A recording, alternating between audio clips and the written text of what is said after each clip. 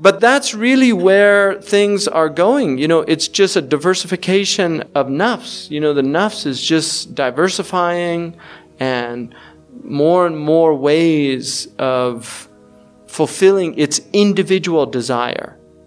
It used to be humans had pretty common collective desires. But now it's exactly like the Prophet ﷺ described. The end of time is that every nafs would be in its own specific types of desires. Music, if you look at music traditionally, every culture had a couple of types of music. There were just a couple types of music.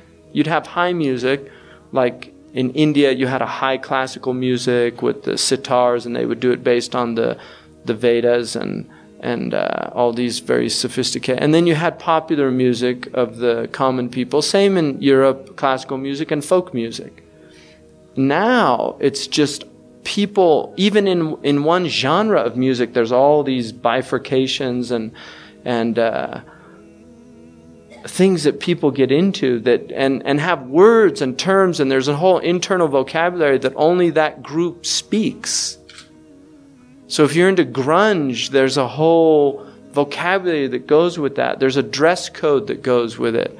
There's a way of being that goes with it. And that's one group. It didn't used to be like that.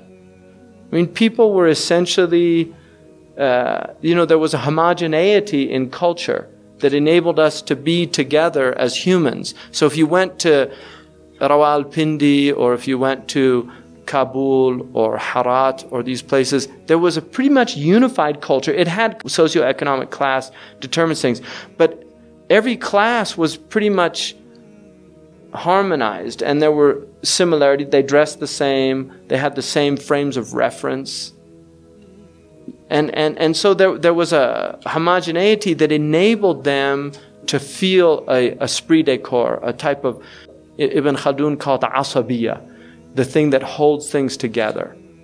And that's one of the reasons why we're so fragmented now as people. We're becoming more and more fragmented, and people are withdrawing into their own autistic type of experience of life. So you have the iPod culture, which is very interesting. People walking around in a completely different reality than you're in, literally, because they're hearing songs or whatever they're hearing. People listen to different things. They might be, I saw a guy, he was walking, I was walking, and he was saying, hablo, hablas. He was learning Spanish, on his iPod. So some people do useful things, but a lot of people, they're just bopping along. And the iPod commercial to me is really amazing because it's a shadow with these iPod earplugs. It's like the person's not even there anymore.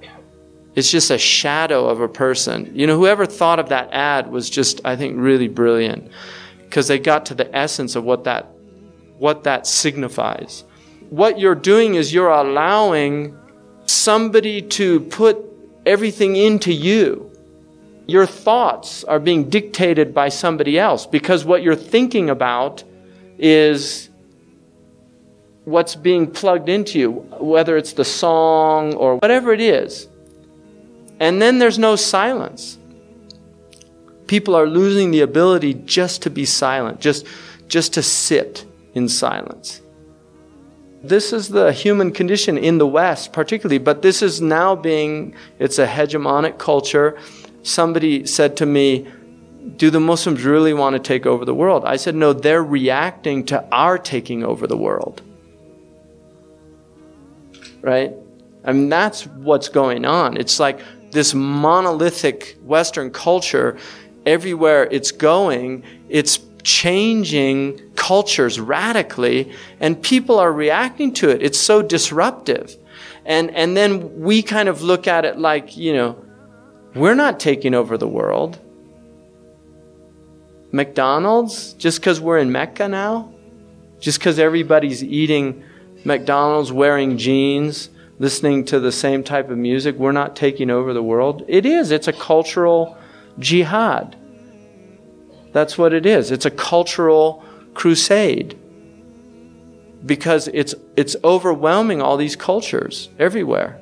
Traditional crafts people can't compete. The shoes they used to make by hand, you can make it in a day, 1 million of them in some factory in Japan or somewhere. How do you compete with that? I mean, the Saudis used to have these, they called them Najdiya sandals. They don't wear them anymore. Only the real Bedouin type people wear them, because now they wear Birkenstock versions of them that are a lot more comfortable. They are. I have a pair.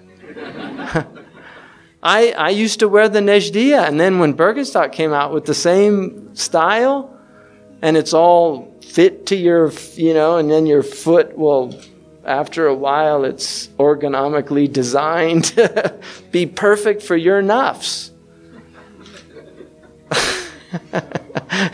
It used to be just feet were feet. You put it in the shoe, but now it fits your foot. It's amazing. And how do people survive that without becoming just monsters, infant monsters? Because we get what we want, and then we get impatient when we don't get what we want. I mean, that's the current human that's why everybody's out there in this state of stress and anxiety, and they're so used to getting what they want now. The computer's not fast enough. People come to Saudi Arabia and I'm used to a DSL line. I'm sitting there waiting and the thing's going like that. In California, you push the button and it's instantaneous. But when we first started using the computer, they were slower than they are here. And it wasn't a problem then because we didn't have that expectation. So once you get the expectation of speed, it's hard to deal with the slowness. And that's what happens to the nafs. The more and more. And Sayyidina Umar said, "Ikhshawshinu, fa inna ni'mata la tadum." Be tough on yourselves because blessings don't last. Ikhshawshinu, fa inna ni'mata la tadum. It's an amazing statement by Sayyidina Umar. In other words, if you're always accustoming yourself to being in comfort, and when you find yourself outside of that comfort zone, suddenly you can't take it. And it becomes very difficult.